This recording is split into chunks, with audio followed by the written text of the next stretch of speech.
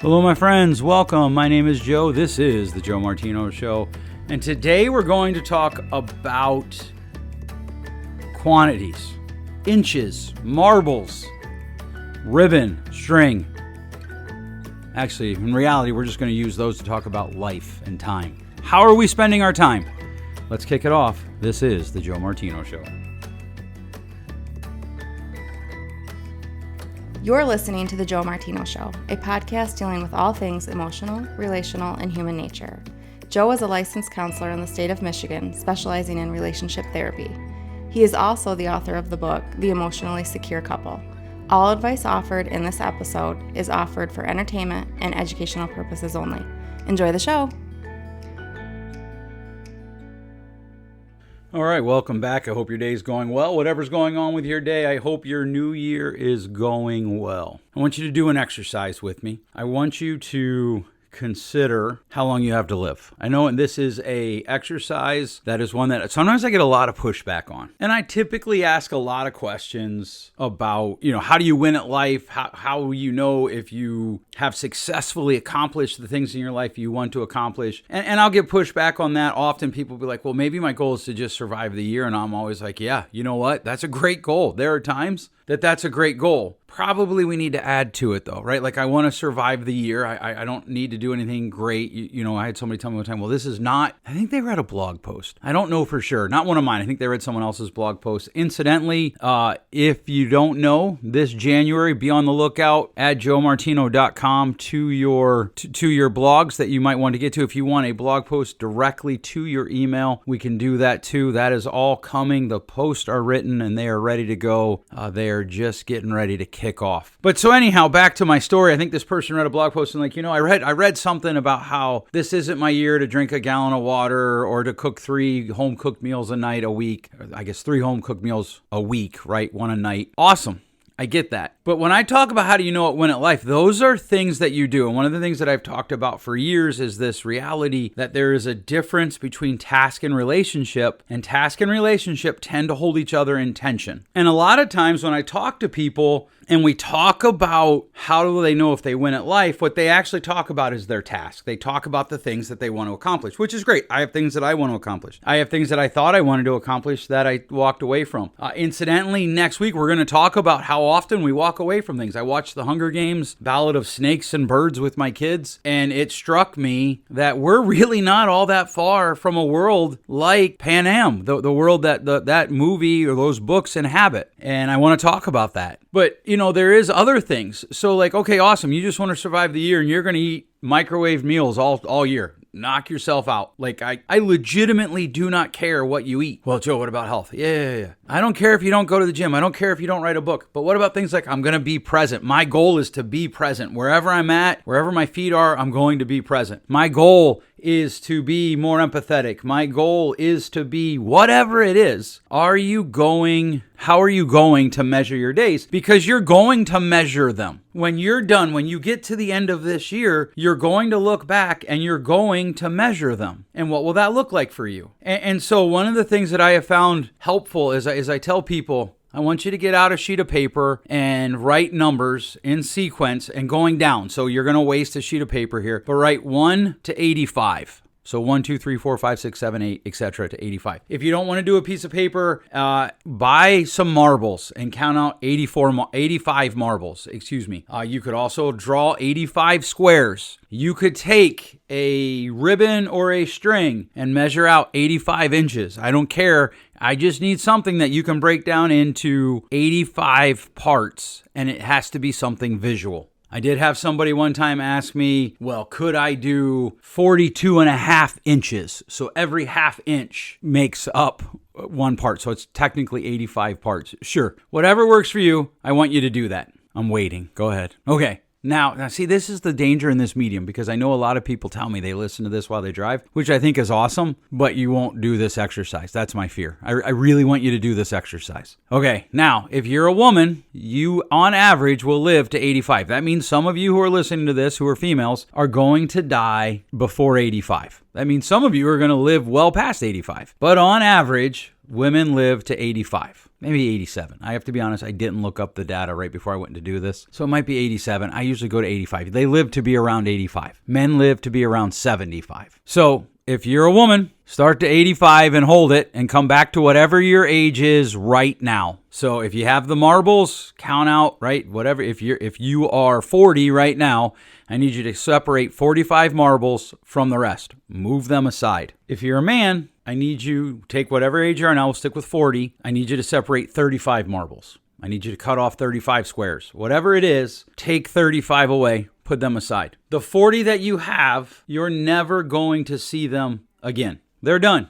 They're past. However they're measured, they're measured. And listen, I sit in a room with people regularly, and we talk about how they didn't make the most of the time that they had. I talk to parents who are like, man, I wish I hadn't fought this battle so much. I talk to boomer parents, like legit boomer parents, not the slang put down, which is so dumb. But that'll be in part of the Hunger Games part of the Hunger Games podcast, right? The whole okay boomer, not like, I mean legitimate boomers, 70s, 80s, and they tell me, man, I wish I hadn't fought the music battle with my kids. I wonder if in 10 years we'll be talking with parents, because it's already happening. I wish I hadn't fought the technology wars with my kids because of my fears. Because make no mistake about it, that's at the heart of today's episode. We have to do two things. We have to confront our fears, and we have to measure the time we have. So, okay, you've got those years, those 40 marbles, those 40 sheets, those 40 cuts of paper, those 40 inches of ribbon or rope or whatever it is, they're gone. You're never going to get them back. If it's 36, 35, 25, whatever it is, it's gone. Some of it you spent well, some of it you wasted. Now, here's the thing. If you live past the average, that's excellent. Good. Awesome. Quality of life may not be what you have today, though. It might be better, but probably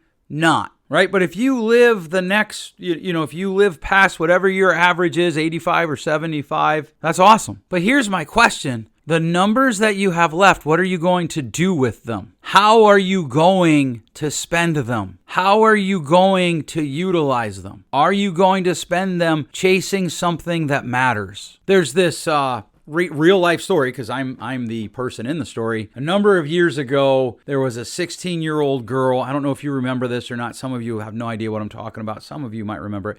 There was a 16-year-old girl. She went to sail solo around the world at 16, and her ship broke down. She got caught in a storm. She almost died. Like she was fine, but like it was a little sketch there. For a few minutes, for a few days, maybe. You can look her up. Her name is Jessica Watson. The voyage didn't make it. They have like nautical terms for it that I don't understand, but she didn't make it as far as the cruise. She lived. As far as I know, she's still alive today. But I remember saying at one point that her parents sacrificed her potentially for hubris. Who the heck cares if you can solo circumnavigate the world or whatever the nautical term is, right? Who the heck cares? Especially at 16, you have the whole world in front of you. And someone said to me, a former student of mine said to me, but it mattered to her. And there is this tension that we live in about what matters to me, should it matter? And I don't know, to be honest with you, I keep coming back and forth to, am I right in thinking that her parents were crazy? Am I wrong in thinking that her parents were crazy? What's the level of responsibility there? What do we risk for hubris? Because years later, I had a friend who went to a professional bull riding event, and she was very offended because they prayed for safety before they rode the bulls. And she's like, that's dumb. They're putting themselves in harm's way on purpose. And, she's like, that's hubris. And I was like, no, that's stupid. They're not putting themselves in harm's way on purpose. You might ride 100 bulls and not get seriously hurt. 101, you might. 150, you run it out. But here's the thing. I enjoy bull riding. I enjoy watching it. I'm not doing it. Not at my age, that's for certain. Right? But I enjoy watching that. And my friend clearly didn't. And so there is some level of self-autonomy here that we have to recognize. And so I think about this, like I said before, I have a big birthday coming up, and I think about how there's far less road in front of me than the road behind me. And I have to figure out how I'm going to measure it. What will I do spending those days? And maybe it's a year where I can't write a book. Maybe it's a year where I can't do content creation things. I'm not going to go to the gym 150 times, right? That would be 3 times a week times 50 weeks with 2 weeks off, or 161 times and not take any time off. But here's the question I want us to wrestle with. Whatever you do with that time, however you spend those remaining marbles, however you spend those remaining years, when the last marble's up, will you be glad with how you spent the rest? Will you be satisfied with how you spent the time? And maybe that is, like I had a woman tell me one time, all I want to be is a housewife, and I just want to raise my family, love my husband, and then when my kids leave the house, I want to travel with him. Cool. Chase it. Don't be afraid to let that expand and grow and shrink and move, right? Because that's what happens with our thoughts and our dreams. But at least she was aiming for something. We're so afraid of failing that I think we often refuse to aim for anything, because if we were to aim for something, we might fail. But here's the thing, we don't actually have a choice on whether or not we're going to spend the time. That time, we're going to spend it one way or another. So are we going to spend it chasing things that don't matter or things that do matter? That's what you have to figure out. How are you spending your time? And here's the thing, like the majority of the people in the history of the world, people are never going to know their name in 40 years. So like, I get it if you're like, Joe, I don't want to be, and then fill in the blank with something, big and famous. Awesome, cool. But what do you want? Can you name that? Can you name what it is you're chasing? Someone once told me if we're going to settle the issue of living well, we have to first settle the issue of dying well. What does it mean to die well? And I think what it means is it means that you spent your living years chasing something that mattered.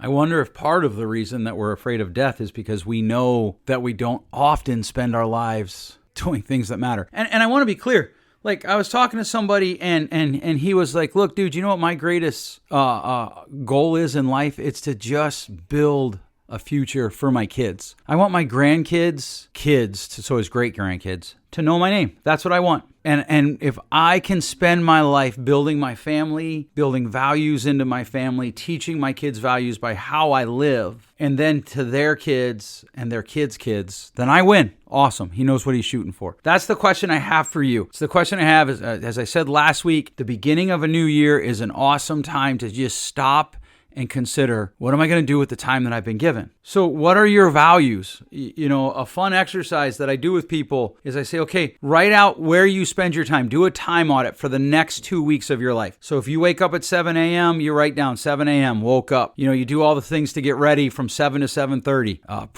Prep to leave the house. 7:30, leave the house. 7:45, hit my coffee shop, right? Just write it out. Yes, it can be cumbersome, but here's what you're chasing. Do the minutes that you spend in your life reflect the values that you say you have? Do they reflect what you say you're chasing? That's always my question, because we only have so many marbles left. I only have so many years left. I'm only going to get so many New Years left. It's coming home for me right now. This New Year's, my oldest daughter is going to hang out with her boyfriend in a different state, forget different city. My youngest daughter is going to go hang out with friends down the road. And some of you are like, oh, that's no big deal. To me, that's a big deal. And it's okay. We don't have to agree. Like, I get it. My kids call me the sentimental sap. And my wife's like, man, I had so much fun when I used to do things with my friends on those holidays. I get it. And I don't like it because I know that it's changes that are sifting through my hands. And the question becomes, how did I spend the last 21 New Year's? How did I spend the last 17 New Year's? That's their ages right now, 21 and 17. For my other daughter, 18. For my son, 11. How do you spend your time? That's the question we're chasing in this episode. How do I spend my time? Does it match the values that I say I have? Does it match how I want to spend my time? How do you spend your time? I'd love to know. Write in and let me know. joe@joemartino.com. If you find value in this, please share it with your friends. Also, feel free to please check out my website, joemartino.com. Blog posts are going up. I'm not sure the day of the week yet, and I'm not sure when this drops, if one will be up, so I don't want to say that it will be. We've switched hosting platforms, and we're constantly trying to revamp that and make it look better, redesign it, or continue to design it, and we need to add the RSS feed to it. All right, thanks so much for listening. We'll catch you next week. Thanks for listening. If you enjoyed today's show, please share with a friend, and hey, give us that rating in your podcast store. Until next time, change possible.